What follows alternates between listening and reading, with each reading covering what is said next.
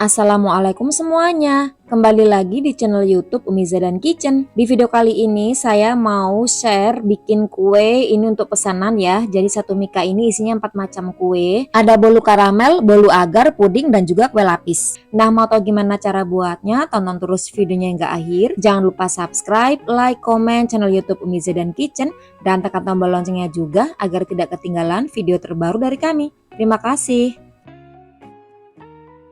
Yang pertama, saya akan lelehkan 150 gram margarin. Ini saya tim dengan cara seperti ini ya, sambil diaduk-aduk. Setelah semuanya meleleh, matikan api kompor, angkat dan biarkan hingga dingin. Selanjutnya, siapkan wadah, masukkan 3 butir telur ukuran sedang. Tambahkan 150 gram gula pasir atau sekitar 10 sendok makan, 1 sendok teh SP atau TBM atau ovalet, pilih salah satu. Lalu ini kita mixer dengan kecepatan paling tinggi hingga kental putih dan berjejak sekitar 8-10 menit atau menyesuaikan dengan kekuatan mixer masing-masing ya. Kira-kira seperti ini sudah kental putih dan berjejak.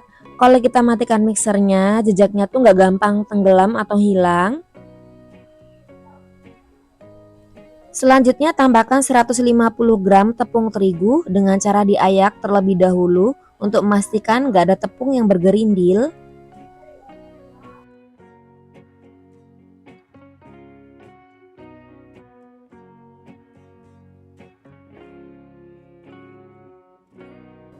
Tambahkan seperempat sendok teh baking powder.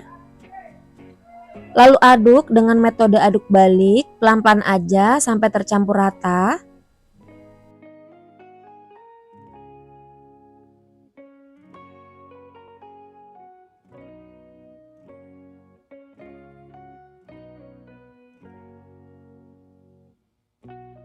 Kemudian tambahkan margarin yang sudah dingin, aduk lagi sampai tercampur rata. Tetap pakai metode aduk balik, diaduk dari bawah ke atas, pelan-pelan aja sampai rata. Pastikan benar-benar rata, karena kalau nggak rata nanti bolunya bisa bantat.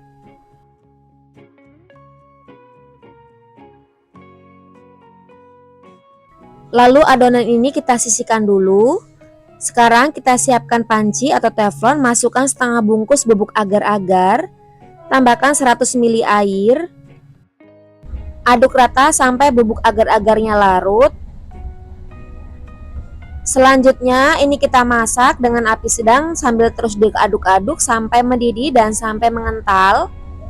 Kira-kira seperti ini ya, udah mendidih, udah mengental. Sekarang kita angkat. Dalam keadaan masih panas, langsung aja dituang ke adonan bolunya. Lalu aduk sampai tercampur rata, tetap pakai metode aduk balik atau aduk lipat dari bawah ke atas, pelan-pelan aja sampai tercampur rata.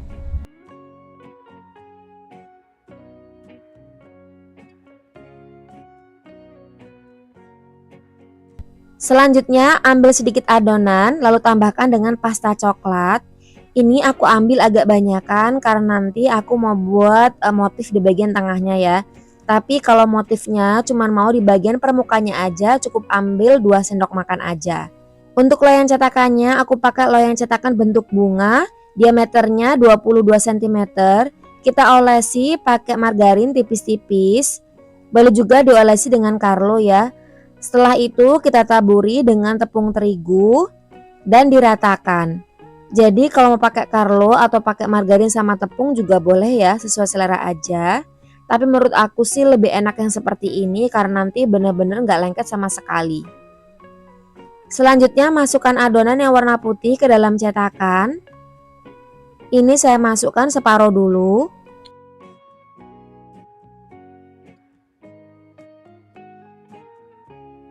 Lalu saya masukkan adonan yang warna coklat, setengahnya juga.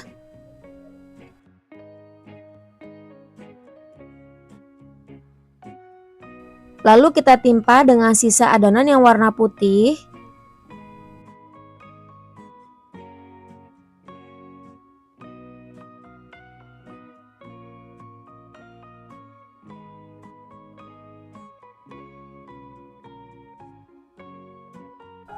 Lalu sisa adonan yang warna coklat. Jadi kalau mau buat untuk topping atasnya itu cukup 2 sendok makan aja ya.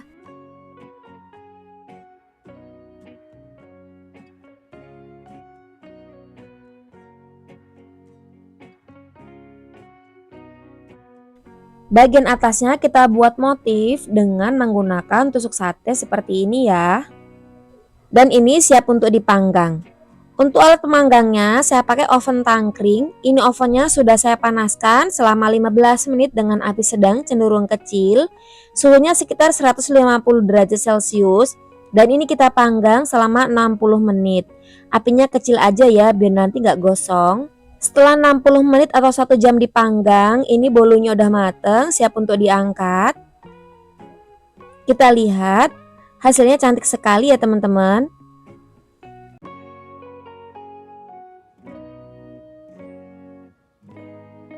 Yang pertama saya akan buat gula karamelnya dulu. Saya pakai teflon, kemudian kita tuang 300 gram gula pasir. Ini kita masak dengan api yang sangat kecil sampai kayak mau mati itu. Apinya tidak boleh besar karena nanti bisa gosong. Kalau gosong nanti rasa bolu karamelnya itu akan pahit. Memang butuhkan waktu yang sangat lama untuk membuat gula karamel ya. Nah ini sudah 75% terbentuk gula karamelnya. Sekarang ini boleh kita aduk. Kalau gula karamelnya belum banyak terbentuk, jangan diaduk-aduk dulu karena kalau diaduk nanti bisa lengket. Ini kita aduk sampai nanti larutan gula karamelnya cair. Kalau udah seperti ini pun apinya jangan gedein ya, tetap kecil aja biar nanti nggak gosong. Kira-kira warnanya bakalan cantik kayak gini. Lalu kita tambahkan 300 ml air panas. Air panasnya ini saya pakai air dispenser, boleh juga pakai air mendidih. Dimasukkannya bertahap pelan-pelan aja. Karena ini uap panasnya itu bisa menyembur. Api tetap menyala dengan nyala api kecil ya, jangan dimatikan. Setelah ditambah dengan air panas, gula akan mengeras atau mengkristal kembali. Tetap kita masak sambil diaduk-aduk hingga nanti gulanya larut kembali. Kalau semua gulanya udah larut, matikan api kompor, kemudian angkat dan biarkan sampai larutan gula karamelnya dingin. Selanjutnya kita akan masak atau ditim 75 gram margarin sampai nanti margarinnya leleh seperti ini, lalu angkat dan biarkan sampai dingin.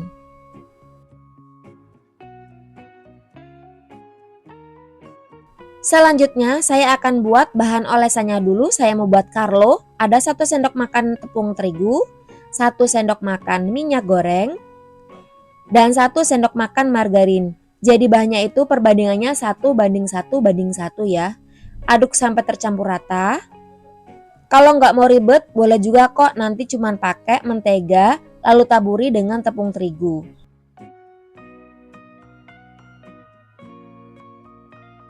Untuk loyangnya, saya pakai loyang bunga dengan diameter 22 cm.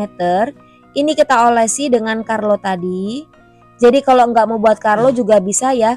Loyangnya diolesi pakai margarin atau mentega dulu, baru kemudian ditaburi dengan tepung terigu, itu juga nanti nggak akan lengket. Kalau sudah, ini kita sisihkan dulu. Jika gula karamel dan juga margarin udah dingin, sekarang kita akan buat adonannya. Siapkan wadah, masukkan 3 butir telur ukuran sedang. Kita kocok sampai nanti telurnya berbusa dan encer. Nggak perlu pakai mixer ya, cuman pakai whisker kayak gini aja. Bahkan pakai garpu pun juga bisa teman-teman. Lalu tambahkan 3 saset susu kental manis putih. Boleh juga pakai yang coklat. 1/4 sendok teh garam. Lalu aduk sampai tercampur rata.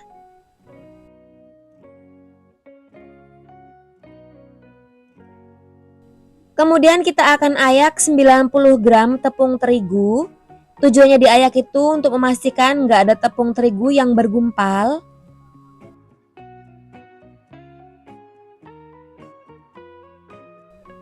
Lalu tambahkan 90 gram tepung tapioka, diayak juga. Setengah sendok teh baking powder. Kedua bahan ini pun juga wajib untuk diayak karena biasanya tuh suka menggumpal-gumpal kayak gini.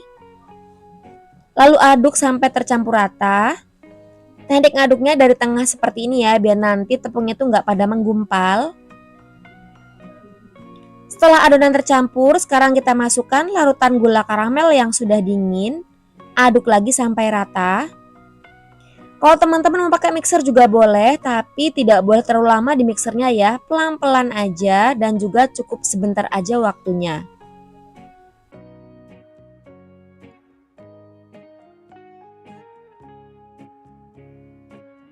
Lalu tambahkan margarin yang sudah dingin dan aduk kembali sampai tercampur rata. Pastikan gak ada endapan margarin ya, biar nanti adonannya itu benar-benar rata.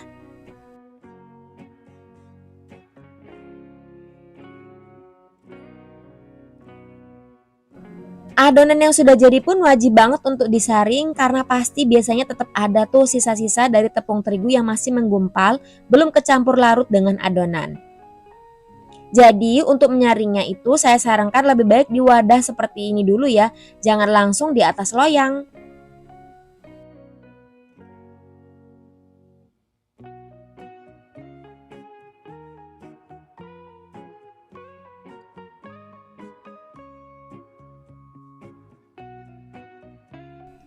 Lalu aduk kembali sampai tercampur rata.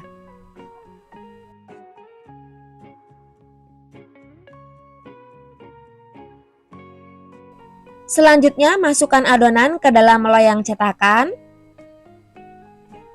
Untuk loyang cetakannya boleh bentuk lain ya, atau kalau mau dipanggang pakai loyang baking pan juga bisa ya. Untuk olesannya juga sama, mau pakai Karlo atau margarin aja sama tepung juga bisa.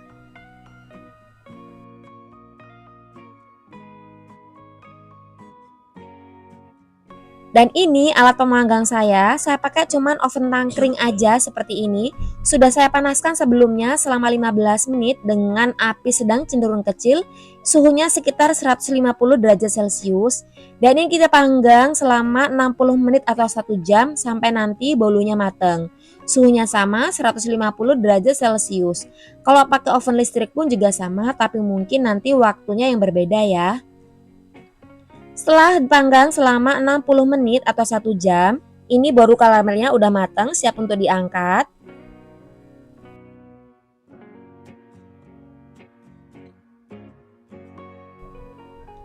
Dalam keadaan masih panas seperti ini, boleh langsung dilepaskan dari loyang cetakan, atau kalau mau nunggu agak dingin atau agak anget juga boleh.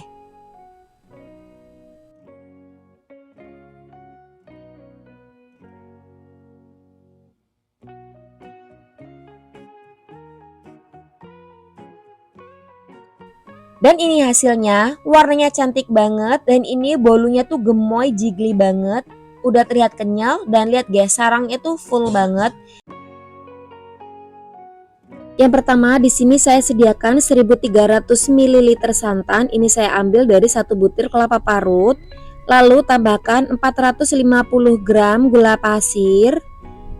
Ini saya tambahkan juga setengah sendok teh garam, tapi nggak record ya. Dan 2 lembar daun pandan. Lalu ini kita masak dengan api sedang, sambil sesekali boleh diaduk-aduk agar nanti tidak pecah santan. Kita masak dengan api sedang aja. Santan wajib banget direbus dulu biar nanti kue lapisnya nggak gampang basi. Setelah santan mendidih, sekarang kita matikan api kompor, kemudian angkat dan biarkan hingga dingin. Selanjutnya siapkan wadah, masukkan 300 gram tepung beras, 150 gram tepung tapioka, lalu masukkan larutan santan yang sudah dingin. Jadi ini biasanya saya tuh ngerebusnya malam ya, jadi pagi-pagi bisa dibikin atau sebaliknya, kita rebusnya pagi, siang udah bisa untuk dibikin. Aduk sampai semuanya tercampur rata. Ini santannya saya masukkan bertahap ya, separoh-separoh biar nanti tepungnya nggak ngerindil. Aduk lagi sampai tercampur rata. Adonan saya bagi menjadi 2 bagian, masing-masing ini sebanyak 900 ml. Satu adonan ini saya akan beri dengan bubuk coklat sebanyak 20 gram atau sekitar 2 sendok makan. Kita ambil 1 centong adonan, ini untuk melarutkan coklatnya dulu ya. Jadi coklatnya jangan langsung dituang ke dalam adonan karena coklat bubuk itu sulit untuk dilarutkan ya.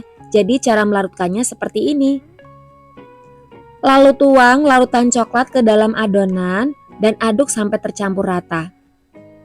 Kalau mau pakai pasta coklat juga bisa ya, tapi biasanya kalau pakai pasta coklat nanti warna coklatnya itu kurang pekat ya. Selanjutnya siapkan loyang cetakan. Saya pakai loyang cetakan persegi dengan panjang 20 x 20 cm. Olesi loyang dengan minyak goreng tipis-tipis aja. Kalau mau pakai loyang cetakan model lain juga boleh ya, sesuai selera aja. Selanjutnya siapkan panci kukusan, masukkan loyang yang sudah diolesi dengan minyak goreng. Lalu ini akan kita biarkan dulu sampai airnya mendidih. Setelah mendidih kita buka tutupnya. Kita masak dengan api sedang ya. Lapisan pertama ini saya tuang 180 ml adonan warna coklat.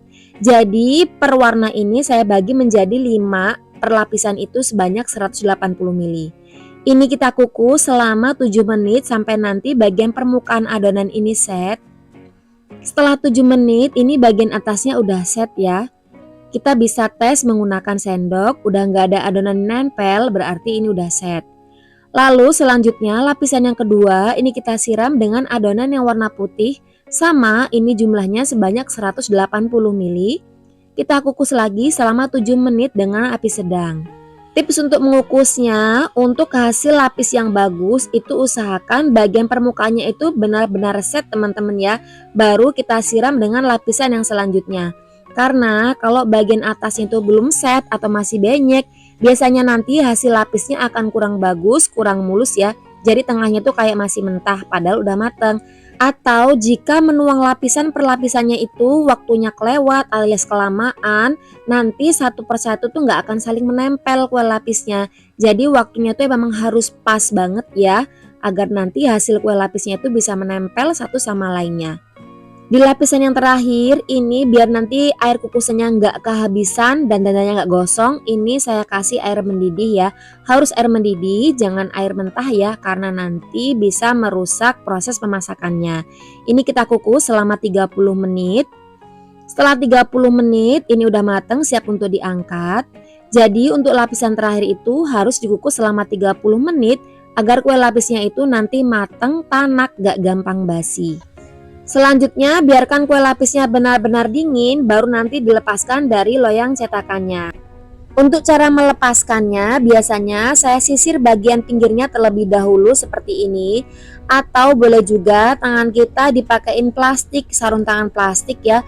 Terus langsung aja kita sisir bagian pinggirnya dengan jari kita ya.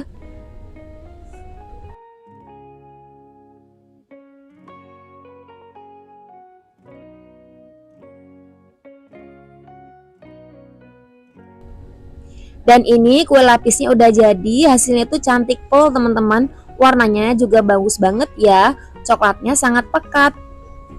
Selanjutnya potong-potong kue lapis sesuai selera. Ini cocok banget untuk ide jualan ataupun ide isian snack box teman-teman ya. Karena kue lapis ini menurut aku warnanya bagus banget dan rasanya juga sangat enak sekali. Untuk pemotongannya mau jadi berapa itu sesuai selera aja. Yang ini kue lapisnya akan saya potong dulu menjadi 3 bagian sama besar. Kalau nggak ada pisau anti lengket, pisau biasa boleh dilapisi dengan plastik ya. Biar nanti hasil potongan kue lapisnya itu mulus, nggak berudul-berudul ya. Ini saya potong, masing-masing potongan ini sekitar tebalnya itu 1 cm. Untuk harga jual kue lapis itu biasanya 2 kali lipat dari harga modal ya. Jangan khawatir kemahalan teman-teman ya, karena memang kue lapis itu proses pembuatannya itu bisa seharian. Mulai dari perebusan santan sampai dengan proses pengukusannya yang sangat lama.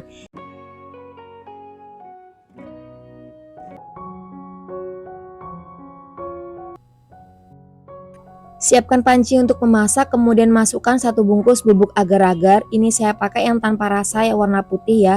Tapi kalau mau pakai yang ada warnanya sekalian nggak apa-apa. Kemudian kita tambahkan 8 sendok makan atau 125 gram gula pasir. Aduk rata agar nanti ketika ditambahkan dengan cairan, bubuk agar-agar ini nggak menggumpal.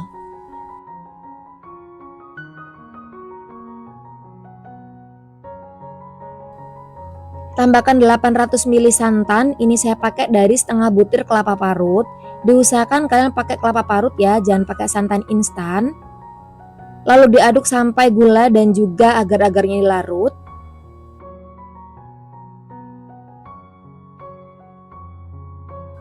Lalu tambahkan dengan setengah sendok teh pasta pandan. Lalu aduk sampai tercampur rata.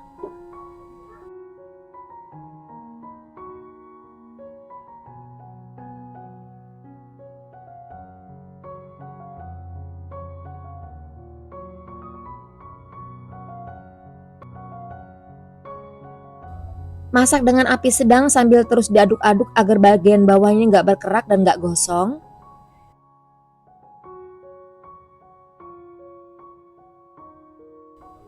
Setelah mendidih, matikan api kompor, kemudian angkat. Setelah kompor dimatikan, ini jangan diaduk-aduk lagi ya, biar nanti santannya itu nggak mencampur jadi satu. Untuk cetakannya saya pakai loyang cetakan segi 4, boleh juga pakai cetakan model lainnya. Ini ukurannya panjang 20 dan tinggi 5 cm. Kalau sudah masuk cetakan juga jangan diaduk-aduk, biarkan saja seperti ini. Jika ada gelembung air seperti ini bisa kita pecahkan menggunakan centong sayur. Karena kalau diaduk-aduk nanti santannya nggak bisa memisah ke atas ya, akan gabung dengan agar-agarnya. Jadi nanti hasilnya nggak ada gradasinya. Biarkan sampai dingin, kalau sudah dingin bisa dimasukkan ke dalam kulkas, karena ini dinikmati lebih dingin itu lebih enak. Karena hari ini saya ada pesanan kue, jadi ini saya buat lagi ya. Ini 3 resep agar-agar yang tadi saya buat jadi satu dalam panci seperti ini. Dimasaknya sama sambil diaduk-aduk sampai mendidih agar nanti nggak pecah santan. Jadi kalau teman-teman mau buat porsi banyak itu bisa bahan-bahannya semuanya tinggal dikalikan 3 atau kalikan 2 aja atau mungkin kali 4 juga bisa ya. Dimasaknya juga sama sambil diaduk-aduk sampai mendidih agar nanti nggak pecah santan dan bagian bawahnya nggak gosong. Setelah mendidih seperti ini, matikan api kompor. Setelah api kompor dimatikan, ini tidak boleh diaduk-aduk lagi teman-teman ya. Biarkan aja agar nanti terbentuk lapisan santannya. Untuk cetakannya, saya pakai cetakan loyang ukuran 20 x 20 cm dan 18 x 18 cm. Ini kita tuang. Loyang cetakannya sudah saya basahi dengan air minum biar nanti lebih mudah dilepaskan dari loyang cetakan. Dan ini saya bikinnya malam hari karena pagi harinya nanti mau dipotong-potong. Kita biarkan hingga dingin dan set. Setelah dingin, kita akan lepaskan dari loyang cetakan. Disisir dulu bagian pinggirannya menggunakan pisau. Kalau pakai loyang cetakan plastik akan lebih mudah dilepaskan dari cetakan ya. Agar-agar santan ini bisa juga dijadikan ide jualan, bikinnya gampang banget, cuma 3 bahan aja. Bikinnya mudah, bahannya juga murah meriah, bisa dipotong-potong nanti bisa diecer harga 1000-an atau dijual per loyang pun juga bisa banget. Karena ini tuh rasanya tuh dijamin enak, gurih, manis, pokoknya mantep banget, seger dan pasti nggak akan enak kalau makan agar-agar santan seperti ini. Jika sedikit sulit dilepaskan, pelan-pelan teman-teman ya, harus sabar biar nanti gak hancur ya pudingnya. Nah hasilnya bagus banget, ada gradasi warnanya. Karena pakai santan dari kelapa parut maka hasil permukaan santannya itu lebih tebal. Lalu potong-potong sesuai selera.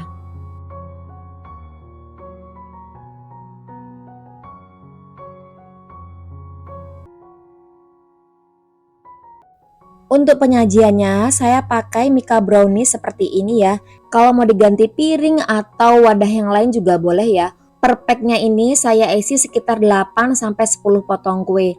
Kalian jangan salfok sama kue lapis hijaunya ya teman-teman. Ini adonannya sama kok dengan yang warna coklat. Hanya ini saya kasih warna lain aja biar nanti lebih menarik. Nah sekian video kita hari ini. Semoga bermanfaat ya. Mohon maaf jika banyak salah kata. Agar video ini lebih bermanfaat silahkan share ke teman-teman kalian. Jangan lupa subscribe, like, komen channel YouTube Umi Zedan Kitchen. Terima kasih sudah menonton dan assalamualaikum.